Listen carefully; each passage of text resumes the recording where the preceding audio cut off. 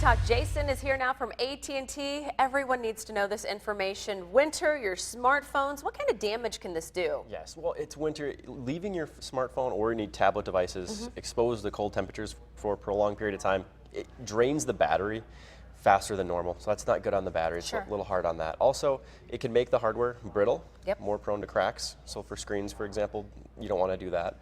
And then also, if they get really cold and you turn them on and start using them, you can get condensation under the screen. That's not good at all. Is there any way to reverse that after it happens? Turn it, if you can, turn it off immediately. Okay. Just let it get to room temperature before you turn it back on is kind of the best way. If you do see that happening, just turn it off right away. Turn it off right away.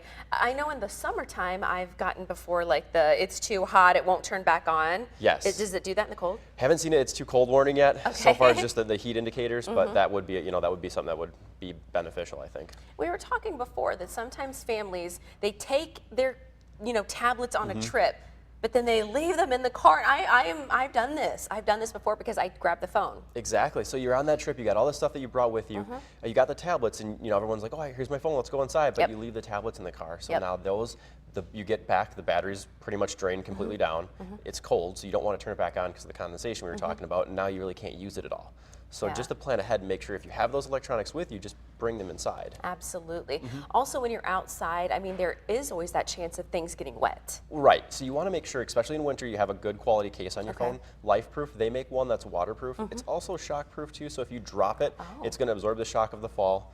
So like, right now we got a lot of ice out there. So if you slip on the ice and your phone goes flying, for one, it might land in one of the puddles, so the LifeProof would make sure it doesn't, get liquid damage, and also it won't crack your screen.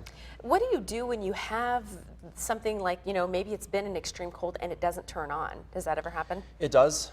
So one of the things is I always recommend, because the battery drains really fast. Okay. You don't want to just plug it in right away. Okay, you don't, because that's what I think most people would do. Let me start charging it. One of the things that I always like to do is I like to let it warm up, like to room temperature before I plug it in and start charging it. Okay. Just in case, like the condensation, because the battery's really cold too. So when you plug it in, it starts charging.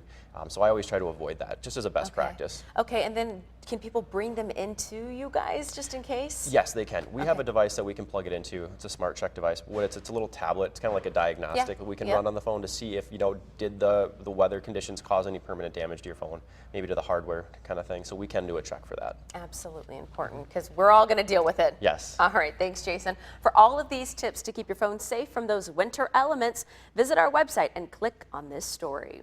Well, up next, first-time host Aziz Ansari takes on Saturday Night Live.